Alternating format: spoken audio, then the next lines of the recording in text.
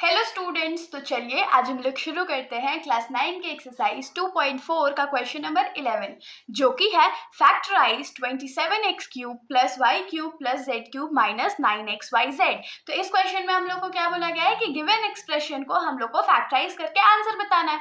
तो अब आप लोग सोच रहे होंगे कि दीदी ये जो क्वेश्चन दिया हुआ है उसको फैक्टराइज करेंगे कैसे। तो देखिए, ऐसे क्वेश्चन को फैक्टराइज करने के लिए ना एक बहुत इंपॉर्टेंट आइडेंटिटी है जो अभी हम लोग को पढ़नी है। तो मैं आप लोगों को वो आइडेंटिटी बता देती हूँ। तो हमारा आइडेंटिटी है X cube plus Y cube plus Z cube minus 3xyz।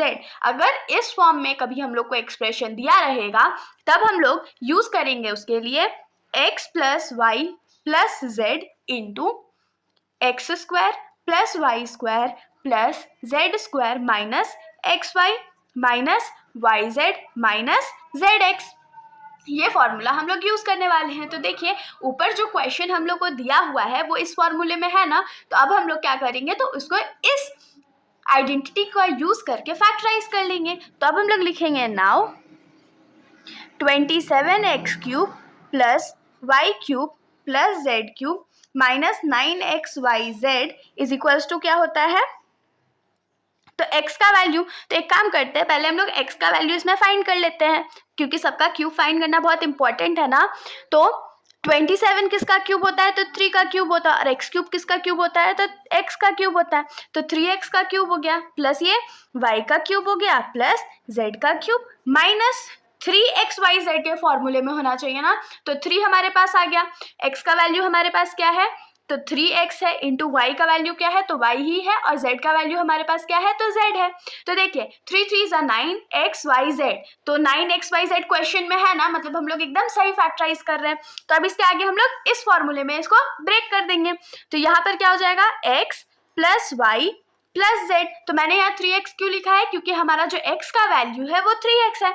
तो 3x plus Y plus Z हो गया।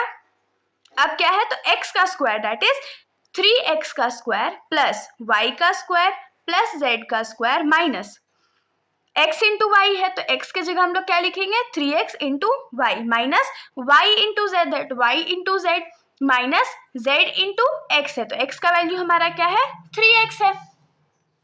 तो अब हम लोग इसको सॉल्व कर लेते हैं। तो ये क्या हो जाएगा, 3x plus Y plus Z एक ब्रैकेट में, और दूसरे ब्रैकेट में क्या होगा, तो 3 3 जा 9x square plus Y square plus Z square minus 3xy minus Y Z minus 3zx। ये हमारा आंसर हो गया। तो इसके साथ हमारा ये सॉल्यूशन यहीं पर खत्म हो जाता है। अगर आप लोगों को वीडियो अच्छी लगी हो तो वीडियो को लाइक कर दीजिएगा और मेरे चैनल को बिना सब्सक्राइब किए कहीं मत जाइएगा। Thank you.